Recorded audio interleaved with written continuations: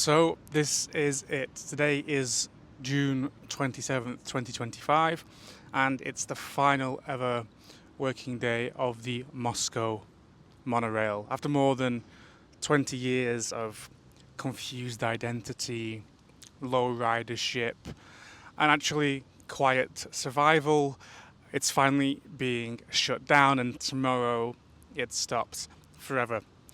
And I know that most Muscovites won't care. Most probably forgot this even existed. But I wanted to mark the moment because the monorail is one of the strangest, most fascinating bits of transport infrastructure in this city. And it's a piece of history, even if the history is maybe a little embarrassing. The monorail here was opened in 2004, but it was already outdated the moment it launched. It was meant to be futuristic, a quiet, elevated alternative to overcrowded streets and buses and trams, but in reality it was slow, expensive, underused, and actually mostly pointless. At first, it didn't actually even run like a real metro line. It was an excursion mode attraction. There were just 2 trains an hour. It was open just 6 hours a day, and there was actually only one station where you could get off and on.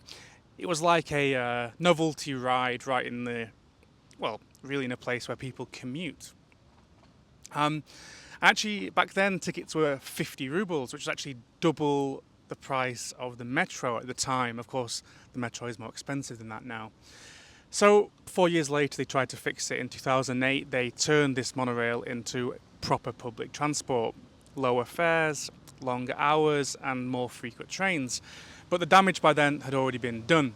The route was weird. It's just 4.7 kilometers long, and it only has 6 stations. And it didn't really connect anything that people really needed to get to.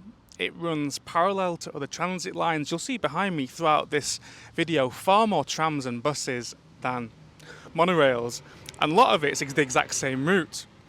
You could almost always get where you were going faster by tram or bus or metro.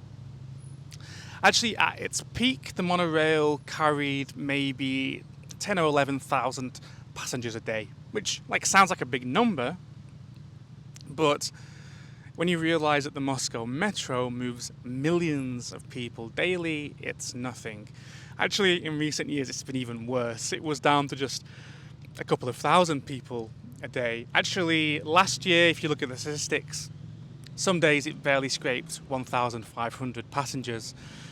If you've been to Moscow in the last few years and you've actually come here to the north and you've tried the monorail, there's a good chance you were literally the only person on your entire carriage. And that was actually part of the weird charm for a little bit. You'd sit there gliding slowly through the air above the traffic, looking down on the people, looking down at pedestrians who are actually moving faster than you were. It's so slow. On a train that really feels like it belongs at Disneyland or something like that.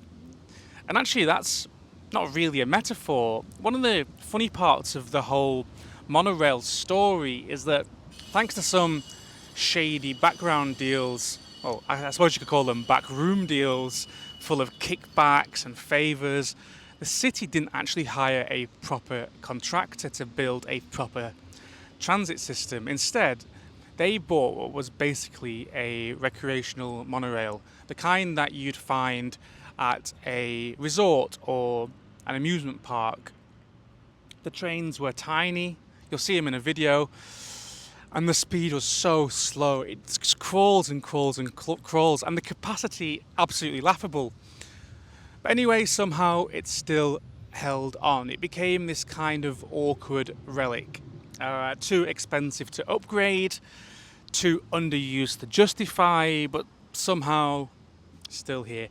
And you'd occasionally spot it gliding past like a ghost above, I don't know, Akademika Korolyova Street or something like that.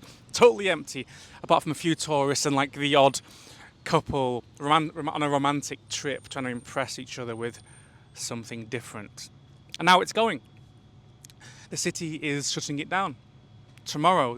Today's the final full working day, and they're going to turn it into a park, actually, a Highline style park like in New York, a green corridor in the sky with trees, jogging paths, benches, cafes.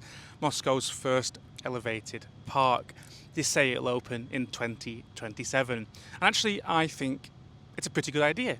Most of the infrastructure will stay, actually, apart from this stretch here near the entrance of Vidyanha, which is the exhibition area over here, and they're just knocking this down, it's basically, the idea is improve the view of the main entrance, which has been blighted by the monorail for 21 years. The rest will get that new life as a park, still elevated, still strange, but hopefully with more people enjoying it. It's easy to laugh at the monorail. I mean, the whole project was a bit of a mess from the very start. It was pitched as a modern solution to traffic. It was backed by the same institute that made Russian ballistic missiles. No, that's not a joke. And it ended up being a slow, creaky line that nobody really needed. Even the original trains were bought from a Swiss amusement park ride company, and it had to be heavily modified to survive Moscow winters. But despite all that, I kind of love it. Not because it worked, it certainly didn't, but because it was this sort of strange, over-ambitious, vaguely futuristic idea that somehow made it into the real world. It tried, it failed, but it existed. And it's a reminder of a very particular era in Moscow's history, the Luzhkov years, when the city was full of bombastic architecture, sort of half-baked mega projects and endless concrete. This monorail is pure Luzhkov. It's sort of visionary in concepts, but chaotic in execution. And now it's going. Like so many things from that era of Moscow, it's vanishing bit by bit. And this actually might be one of the last big pieces. And for the people who grew up in the northeast of Moscow, the northeast of the city, especially around this Ostankino Vidyanha era, the monorail's been a part of the landscape for 2 decades, this like sort of slice of retro futurism. It's something, older people would say, they point up to it and say, oh, they were supposed to build more of those all over the city. And for visitors, it might be the only time you ever rode a monorail in your entire life. So yeah, today I'm taking one last ride, and not because it's fast or efficient or useful, but it's a little time capsule of a city at a time when it was just, starting to begin to dream big, just after the 90s. So I want to say goodbye, monorail. You were strange, you were slow and mostly empty, but you are ours, the residents of Moscow. And now you're going to be a park, which, let's be honest, is probably the best thing that's ever happened to you. Прощай, легенда.